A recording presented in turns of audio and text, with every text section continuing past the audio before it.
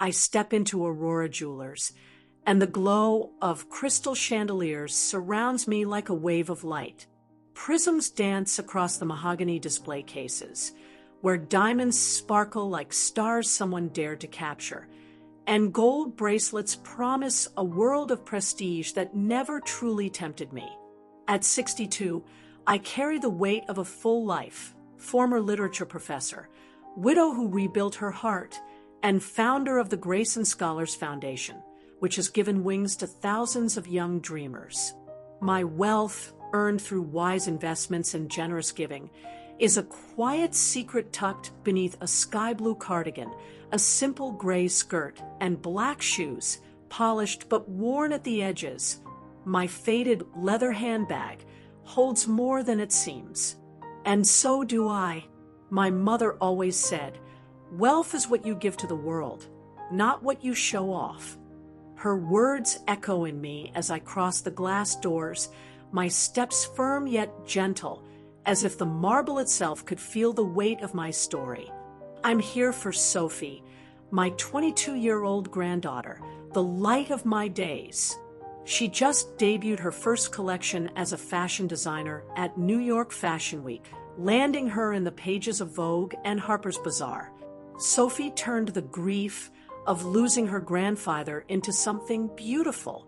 I want to honor that by giving her a sapphire necklace, $75,000 of elegance resting on a black velvet pedestal. The deep blue stone, like a lake at dusk, is refined but not flashy, just like her. My eyes light up when I see it, already imagining it around Sophie's neck at her next big debut. But before I can even reach the glass, the air shifts, as if the room itself is judging me. Vanessa Carter, the sales manager, watches from behind an ebony counter. Her black suit is flawless. Her pearl necklace screams sophistication, but her eyes are sharp, dissecting my cardigan, my bag, my shoes. A cold smile curves her lips, and I know what's coming. "Good afternoon, ma'am. You might have taken a wrong turn," she says, her tone dripping with false politeness. "There's a lovely little costume jewelry shop on Newberry Street, very fitting for your style. I can draw you a map, if you'd like." Soft laughter from the staff cuts through the room, and the glances from other customers, armed with designer bags and gleaming watches, weigh on me like stones. Humiliation is no stranger. I've faced it as a woman, growing older, choosing simplicity over spectacle. But I stand tall, my voice steady, like when I once read Emily Dickinson to packed lecture halls, each word a quiet act of defiance. "Thank you for the suggestion," I say gently, "but I'm here for the sapphire necklace, right over there. Would you kindly show it to me?" Vanessa's smile tightens. Her eyes flash with the thrill of condescension. "The sapphire necklace?" She scoffs. "My dear, that's a limited edition, meant for serious collectors. It costs more than most homes in Boston. Perhaps something more modest would suit you better." The word modest hits like a slap. The room grows still. Behind the counter, a young associate, Isabel, hesitates. Her brown eyes reveal discomfort, but she's new, frozen under Vanessa's cruelty. I remain composed. Dignity is my armor. I understand the piece's value. I'm prepared to purchase it in full. "May I see it, please?" Vanessa lets out a brittle laugh, sharp as broken glass. "In full? Forgive me, but we don't entertain daydreams here. Pieces like this are for people who live exclusivity, not those who walk in dressed like you. Perhaps take a catalog and return when you're ready for our standards." Before I can reply, Edward Langley steps out of his office. 65, silver hair perfectly in place, navy suit whispering old money. He owns the store. 30 years ago, at the Boston Literary Symposium, he called my Jane Austen lecture brilliant. Today, His gaze glides over my cardigan without recognition.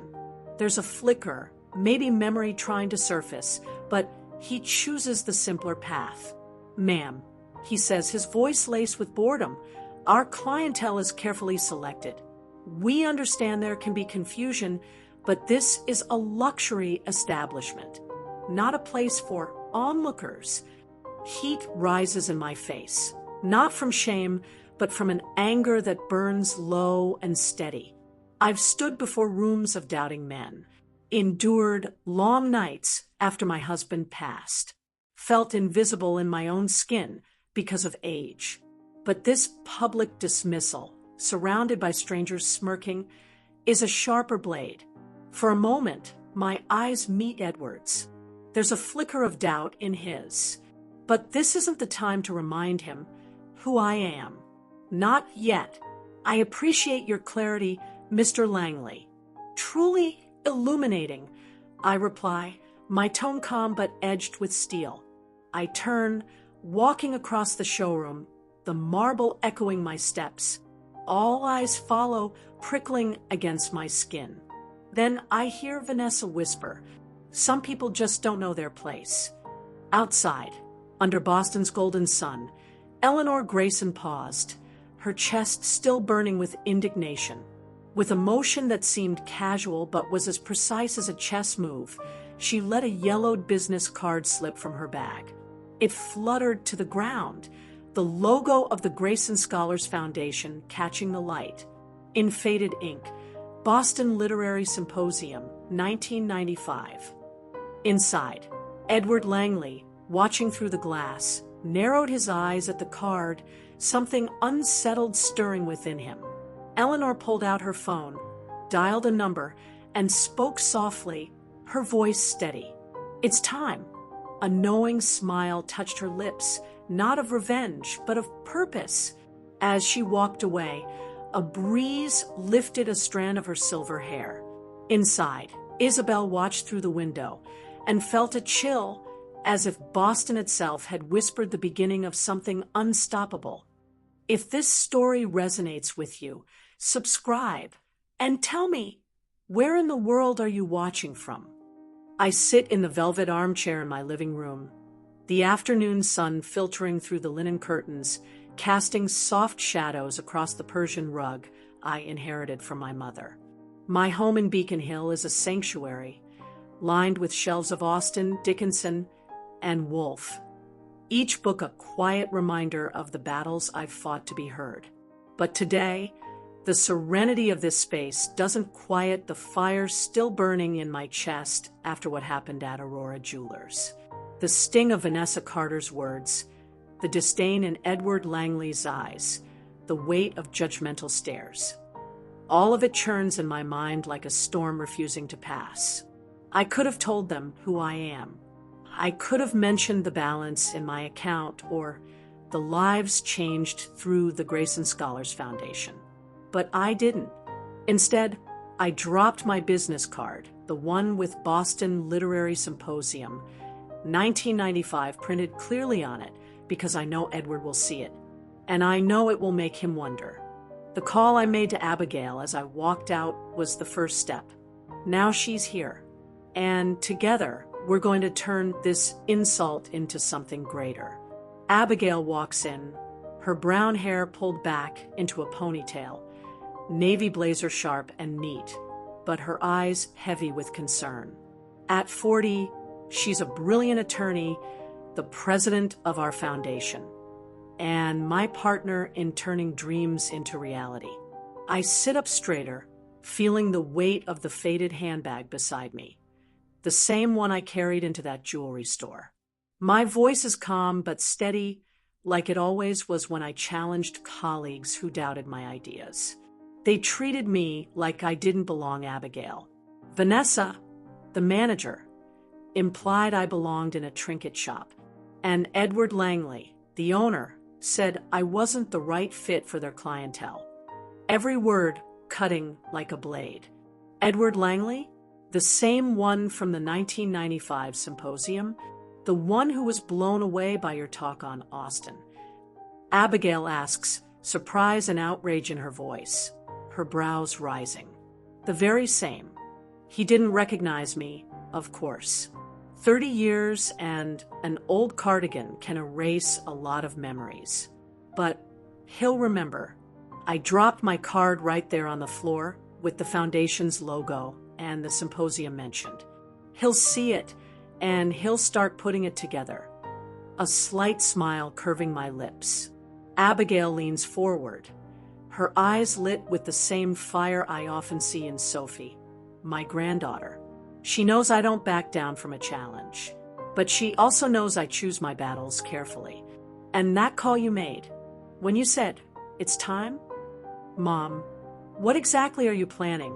she asks, her tone curious but cautious, like she's bracing for something bold. I think of Sophie, of the $75,000 sapphire I meant to gift her to celebrate her collection debuting at New York Fashion Week. I think of Vanessa's arrogance, of Edward's blindness, of young Isabel, who looked like she wanted to help but stayed silent. My indignation isn't just about me. It's for everyone who's ever been judged by how they look, how old they are, or how quietly they've chosen to live.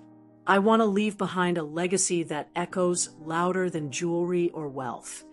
And this moment is my chance. I want them to see what they overlooked. The foundation is hosting the gala auction next week to raise funds for scholarships. We'll invite Aurora Jewelers to be a sponsor. They won't pass up the exposure. And when they show up, they'll meet me. Not the woman in the cardigan, but Eleanor Grayson, my voice rising with the confidence of someone who has silenced doubt in crowded rooms before. Abigail smiles, a gleam of shared purpose in her eyes. She pulls out her phone, already typing, likely arranging the invitations. And what should I do about Edward? A little reminder of the symposium? Something to give him a nudge before the gala? Abigail asks, her tone sharp, already imagining his reaction. Let him wonder. The card is doing its job. When he walks into that gala, he'll realize what he missed 30 years ago. And what he's still missing now, I say, feeling a flicker of satisfaction. I remember the 1995 symposium, when Edward asked me for advice on opening his jewelry store, dreaming of building a legacy of beauty. I encouraged him, shared ideas, even suggested the name, Aurora, because he wanted to bring light into people's lives. He thanked me, said he'd never forget, but yesterday he forgot. My fingers tighten around the handbag, where I still keep another identical business card. I'm not after revenge. I'm after justice, a lesson that goes beyond me. Eleanor Grayson stood from her chair, her brown eyes glowing with a purpose that seemed to light the room. She walked to the window, gazing out over the quiet streets of Beacon Hill as the sun began to set. The card she'd left at the jewelry store was only the beginning, a seed planted deep in Edward Langley's pride. The call to Abigail had set the plan in motion, and the auction would be the stage where the truth would unfold. As she adjusted her sky blue cardigan, a soft smile curved her lips, and the air around her seemed to shimmer with the promise of something greater, something even Vanessa Carter couldn't see coming. The ballroom of the Fairmont Copley Plaza is a spectacle of light and grandeur.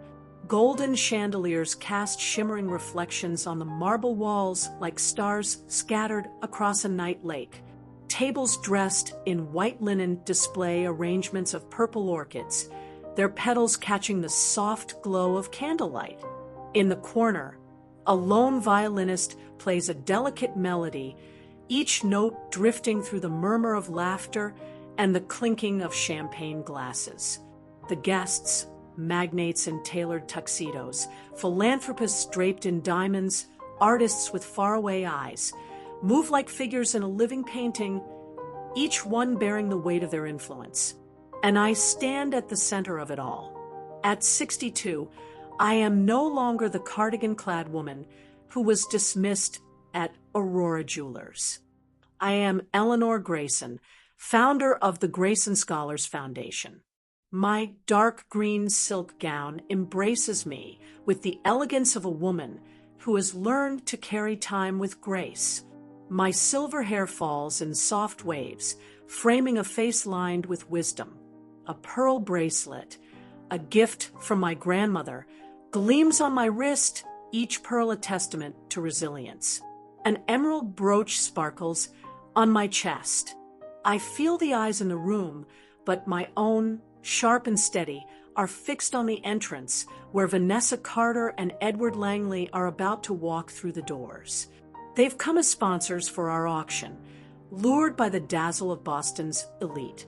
They have no idea that tonight will reflect their own failures right back at them. Abigail stands beside me, radiant in a red dress that pulses with her untamed energy. Her eyes shine with a knowing warmth that steadies my heart, and she squeezes my hand, a reminder that I am not alone in this.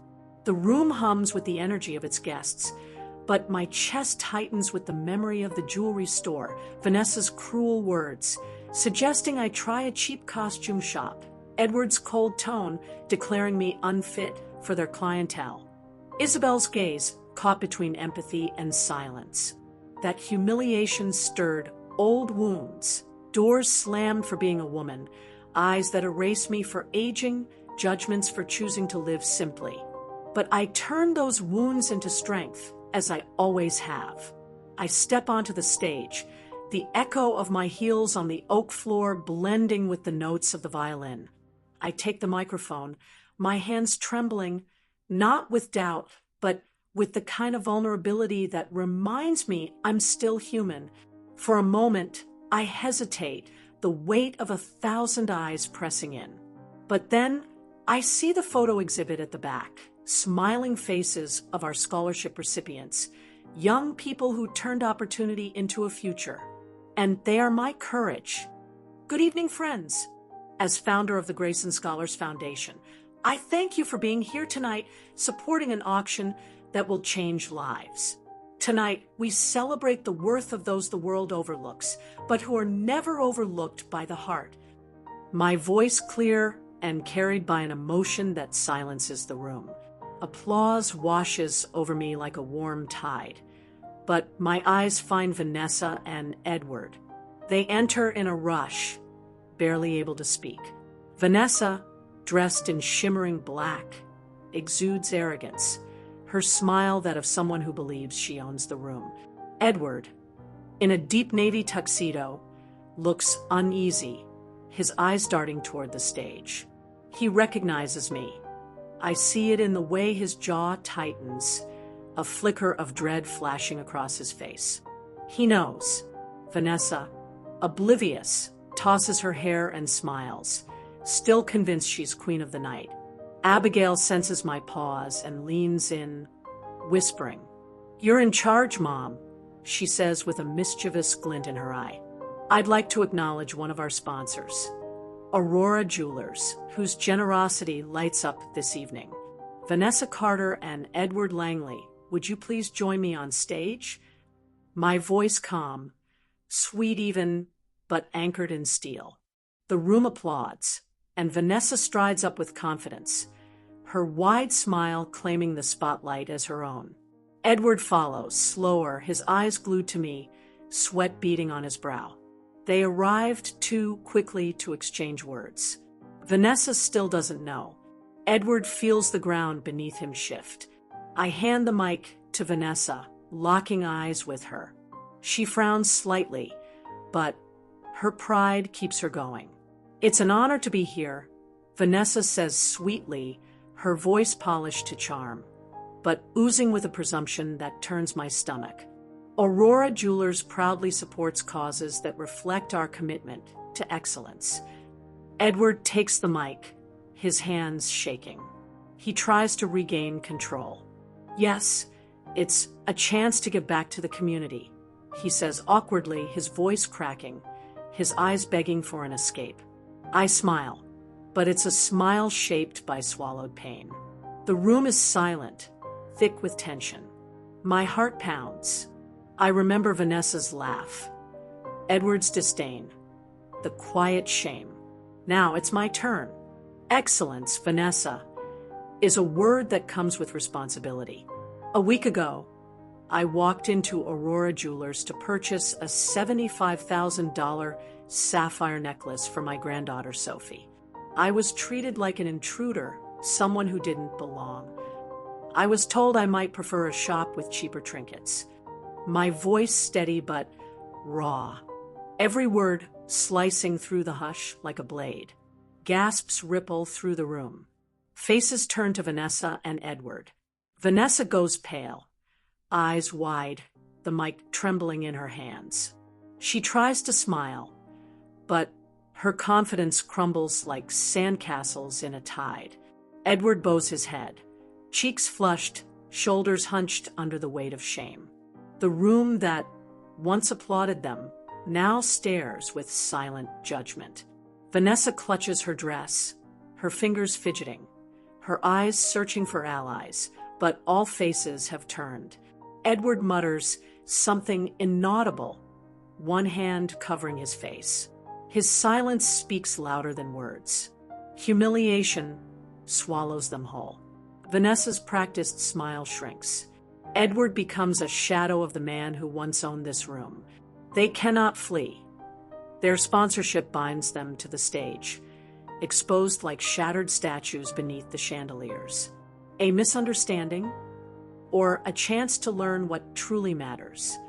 I ask, my voice now a quiet thunder, full of hurt offered as a lesson. The Grayson Scholars Foundation exists to remind the world that a person's value lies in their actions, not their clothes, their age, or their status. You judged wrong, and now the world sees. The murmurs grow.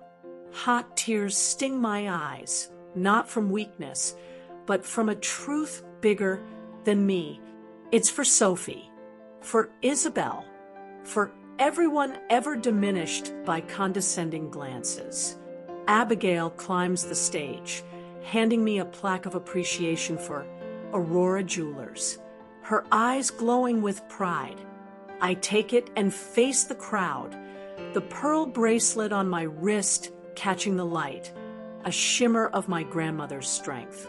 To show that second chances are real, I'm pleased to announce that Aurora Jewelers will be donating $150,000 toward our scholarship fund, effective immediately.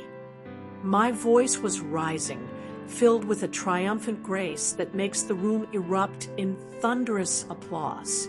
The turning point is complete.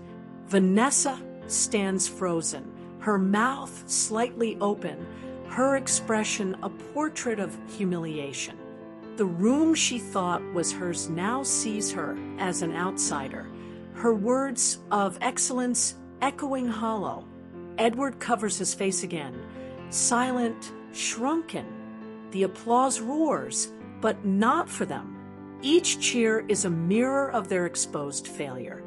In the crowd, I see Isabel, tears in her eyes, a soft smile on her lips. She steps forward, touches my arm in quiet solidarity, warming my heart. Abigail stands close, her shoulder against mine. And I know we've done more than deliver a lesson. We've revealed the truth of what value really is. Eleanor Grayson stepped down from the stage, the applause still echoing like the sound of justice. Abigail embraced her, her proud smile lighting up the ballroom, while Vanessa and Edward lingered awkwardly, now isolated figures under the gaze of the crowd. The announced donation was a milestone, yes, but the real triumph lived in the photos of the scholars, in Isabel's eyes, and in Eleanor's unshaken dignity.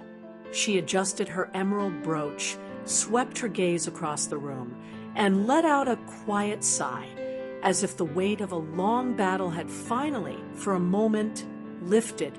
The auction would continue, but Eleanor Grayson's story still had chapters left to write. The auction is over, but the ballroom still echoes with the applause that followed the announcement of a $150,000 donation made in the name of Aurora Jewelers. I'm standing near the photo exhibit of Grayson Scholars Foundation recipients, my heart racing, part relief, part a lingering ache that doesn't fade so easily. Vanessa Carter's sharp words, implying I belonged in a trinket shop, and Edward Langley's open disdain, declaring me unworthy, returned to my mind like echoes of an old wound. But the turn of events on stage, when I laid their actions bare before the crowd, turned that pain into something more, into a lesson that resonated in every face that applauded. My dark green silk dress weighs on my shoulders, and the emerald brooch on my chest catches the soft light, as if reflecting the strength of my resolve. I feel warm tears threatening to spill, not from weakness, but from a deep, raw emotion that blends pride in what I've built with this foundation and the vulnerability of someone who's faced so many closed doors. Every battle, as a woman, as a widow, as someone who chose simplicity, brought me to this moment. And now, as the crowd begins to thin, I feel I'm standing at the threshold of something new. Abigail approaches, holding 2 glasses of champagne, her brown eyes shining with pride. She hands me one, and the cold touch of the glass against my fingers grounds me. My hand trembles slightly, a sign of the emotional weight of the night. You changed the game, Mom. Everyone felt the power of what you said. Abigail says softly, her voice laced with admiration, a smile lighting up her face. I take a sip, the sparkling champagne awakening my senses, and I look at her, feeling a wave of gratitude swell in my chest. I did it for all of us, Abigail, for Sophie, for these young people, for anyone who's ever been judged without a chance to answer. My voice thick, each word steeped in truth. I've lived. Before she can respond, I see Isabel approaching, hesitant, in a party dress that makes her look like she belongs in this ballroom. Her brown eyes are moist, and her hands clasped together, searching for courage. I remember her from the jewelry store, her silence, but also the flicker of empathy in her eyes, and my heart softens. She stops in front of me, biting her lip. Mrs. Grayson, I'm so sorry for what happened in the store. I should have spoken up, but I froze. You didn't deserve to be treated that way, Isabel says, her voice timid but sincere, trembling with emotion. Her words reach a part of me that still carries the pain of that day. A lump forms in my throat, and my voice comes out soft, almost a whisper. Thank you, Isabel. Your courage now means more than you know, I say, offering a smile that comes from deep within. As Isabel walks away, I spot Vanessa and Edward near the exit, hesitant, as if the room still holds them in place after their public humiliation. Vanessa keeps her chin high, but her averted eyes and the way she smooths her dress betray a bruised pride. Edward, face lined with regret, looks smaller somehow, his shoulders hunched under the weight of his actions. They didn't leave after the auction. The role of sponsors kept them here, but now, in the dim light, they seem like shadows of who they were. To my surprise, they walk toward me, and my heart quickens, a mix of caution and curiosity. Mrs. Grayson, Vanessa says, her voice strained, crossing her arms in a defensive gesture. I want to apologize for what happened at the store. I didn't mean to offend you. Her apology is fragile, more a bid to save face than a sign of true remorse. I look her in the eyes, seeing the struggle between pride and shame, and choose to respond with the same dignity I've carried since that day. Words carry weight, Vanessa, but tonight opened a door to learn. I hope you walk through it. I say, my voice steady but without bitterness, offering a chance that's hers to take. Edward steps forward, his eyes meeting mine, and there's a vulnerability in them that surprises me. Eleanor, I was wrong, completely. Your foundation, what you do for these young people, it's inspiring. I'd like to help if you'll have me. His voice unsteady, thick with a remorse that feels real. His offer catches me off guard. And for a moment, I return to that woman in a cardigan, facing eyes that dismissed her. But now, I am more than that memory. The foundation welcomes those who act with purpose, Edward. Show it through your actions, and we will see. I reply with a calm voice, yet carrying a strength rooted in everything I've endured. Before he can answer, a young woman steps forward, her simple blue dress standing out in the crowd. She's one of the scholarship recipients, a future doctor whose face I've seen in the photos.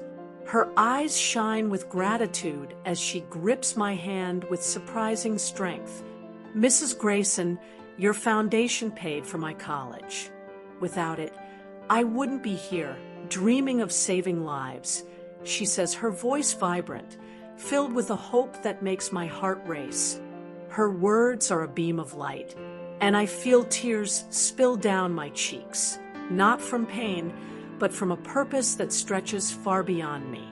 You are the reason for all of this, I whisper, my voice thick with emotion, as I squeeze her hand, feeling a bond with every young soul I've helped. Abigail guides me to a quieter corner of the ballroom, where the crowd is just a distant murmur. The cool air lifts the heaviness from my chest, and I breathe deeply, letting the emotion of the night settle. The sting of the jewelry store, the triumph on stage, Isabel's words, Edward's, and the young scholars, they all blend into a mosaic. I started building the day I decided my life would be about impact, not appearances. A soft smile curls my lips, not of victory, but of a hope taking root within me, like a seed this night has planted. Eleanor Grayson stood in the corner of the ballroom, the emerald brooch gleaming on her chest as Abigail laughed softly beside her, sharing a moment of ease. Vanessa and Edward, still visible in the crowd, began to leave, each carrying the weight of their choices, but with a flicker of change in their eyes. Isabel, in her party dress, watched Eleanor from afar, a shy smile on her face, as if she'd found courage of her own. The young scholar returned to the crowd, her dream more alive than ever. Eleanor adjusted her brooch, her brown eyes catching the gentle light, and a quiet sigh slipped from her lips, as if, at last, the night had found its peace. I'm at home, sitting at my desk, the pen gliding over the paper as I write a letter to a new Grayson Scholars Foundation recipient. Each word I write, a note of encouragement, a vote of confidence, reflects the woman I've become. Someone who found strength in turning other people's dreams into reality. My emerald brooch, pinned to my sweater, gleams under the soft light, a reminder of the weight I carry and the lightness I feel when I think about the impact of the foundation. My heart beats with an unexplainable sense of anticipation, as if the air itself is charged with the promise of something unexpected.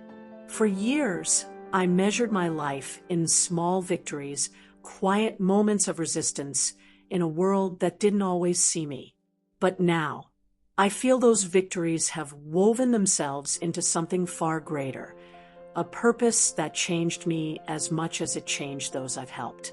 I finish the letter with a gentle sigh, and a quiet smile curls my lips, stirred by a hope that flickers like a flame. The doorbell rings, and I open it to find Sophie, my granddaughter, her green eyes sparkling with a kind of energy that lights up my entire world. Standing next to her is a young woman I don't recognize, curly-haired and shyly smiling, carrying a fabric bag. Sophie hugs me, her jasmine perfume wrapping around me, and I feel warm tears well up, moved by the love that has always sustained me. Grandma, We have something amazing to tell you, Sophie says, her voice filled with excitement, almost like a secret, as she gestures to the young woman beside her. This is Maya. She's one of the scholars from your foundation.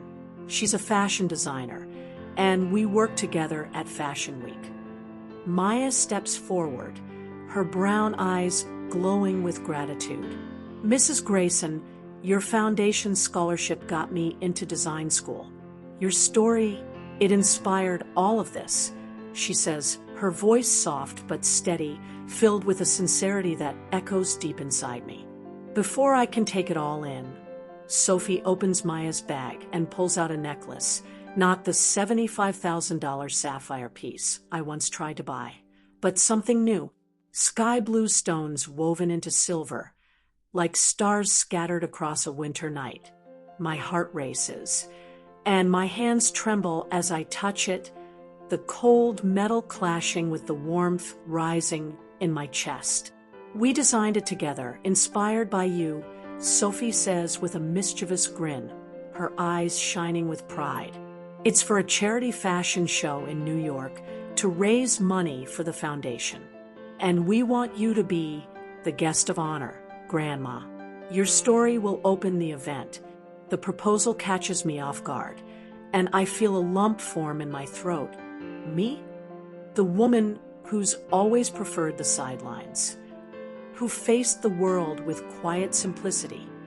Now, to be at the center of a fashion show, my first instinct is to retreat, overwhelmed by the idea of so many eyes on me.